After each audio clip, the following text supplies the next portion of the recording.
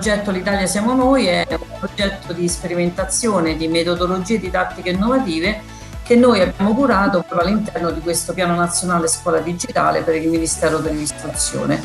Il Ministero dell'Istruzione ha previsto tutta una serie di iniziative dedicate ai 75 anni della Repubblica che cadranno il 2 giugno 2021 e quindi questo progetto si pone proprio l'obiettivo di coinvolgere le scuole italiane nell'approfondimento della storia repubblicana, in particolare quindi da giugno 1946 fino a oggi. Quindi questa Italia siamo noi in realtà è una piattaforma digitale che permette agli studenti, alle studentesse e agli studenti di affrontare delle ricerche storiografiche coprogettate. Per la prima volta sarà realizzata una piattaforma digitale sulla storia della nostra Repubblica. Siamo stati scelti tra le pochissime scuole d'Italia e questo chiaramente ci gratifica. I nostri ragazzi sono stati divisi in 3 squadre e hanno affrontato 3 argomenti legati chiaramente al territorio: la storia del giudice livatino, la storia della Sagra del Mandorlo in Fiore e del Festival internazionale del folklore, e dal punto di vista letterario invece hanno affrontato lo sviluppo della letteratura di Andrea Camilleri. Questo chiaramente ha permesso lo sviluppo di competenze di tipo storico, geografico, antropologico e una valorizzazione del territorio. L'idea di questo progetto è quello di effettuare delle ricerche su delle tematiche che riguardavano la Repubblica e inserire all'interno di una piattaforma. Alla fine tutti questi pezzettini venivano uniti all'interno di una unica ricerca e pubblicati. Al momento della pubblicazione veniva generato un QR code perché l'idea del progetto effettiva è quella di andare per l'Italia nei posti oggetto della ricerca, posizionare questo QR code in maniera tale che i visitatori con il loro cellulare catturando questo QR code potevano accedere alla ricerca. Quindi diciamo che l'idea era quella di far vedere l'Italia dal punto di vista degli studenti e della scuola.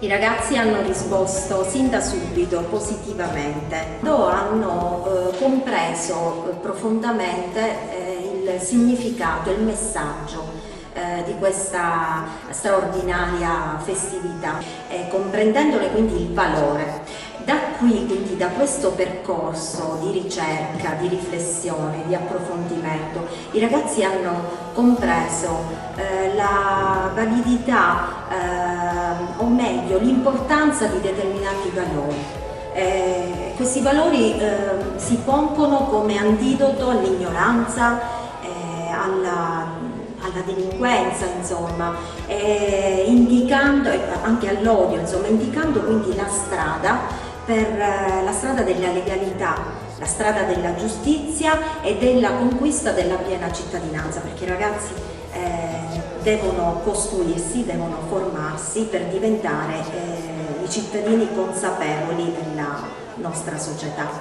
L'uccisione di Livatino ha tanto sconvolto la nostra cittadina perché alcuni dei nostri conterranei sono stati macchiati di questo delitto. Egli era un giudice onesto a cui non interessava la carriera, non aveva secondi fini e soprattutto non voleva la scorta per non uccidere agenti innocenti.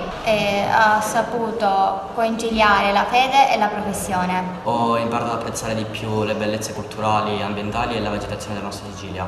E ho anche imparato che la tutela della cultura e dell'ambiente è molto importante, specialmente se si vuole avere uno sguardo al futuro ma pur sempre contenendo la propria identità. Non conoscevo del tutto il fine della sagra e sono rimasto stupito quando ho scoperto il fine nobile. Infatti la sagra è messaggera di messaggi molto importanti, ad esempio la pace e la tutela di tutte le culture. Ogni regione è ricca per cultura, arte e storia di cui è orgogliosa.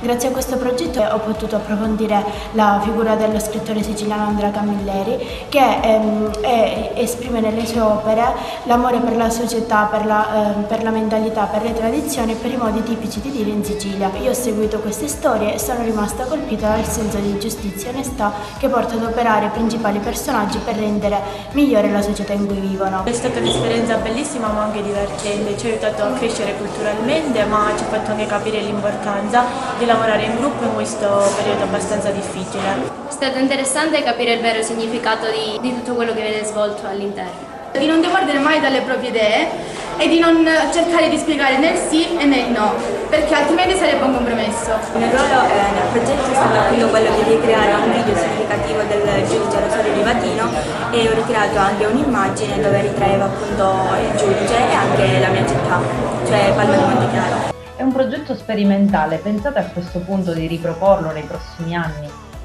Allora, il progetto sarà presentato in occasione del 75° anniversario della Repubblica Italiana. In realtà il sito è una fase di beta testing, quindi sono presenti queste ricerche che poi verranno ancora di più approfondite.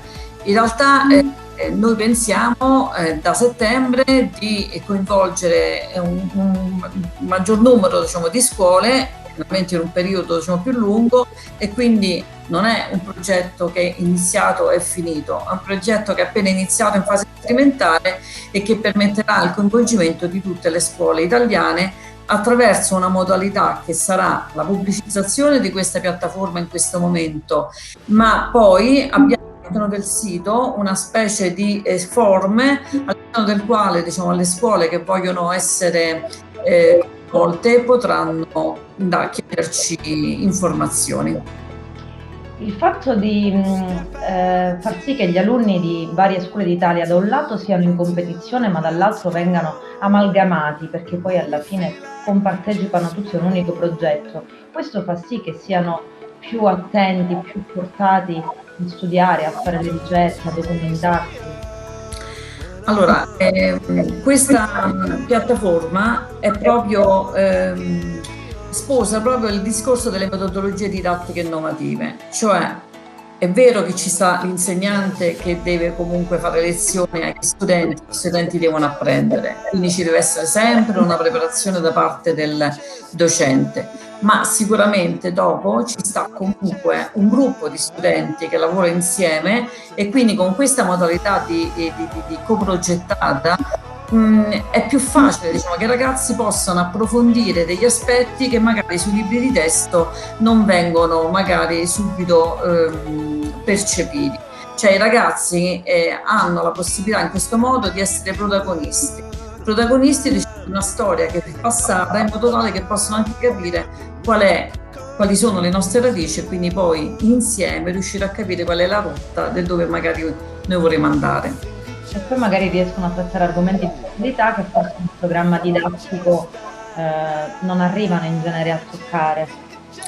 Sì, diciamo c'è anche questo, ma c'è anche il fatto che loro in questo modo vedono la storia in modo diverso, perché devono andare alla ricerca di testi, di testi musicali, di forme multimediali, e quindi possono approfondire proprio alcuni aspetti che magari non si approfondiscono nei libri di storia.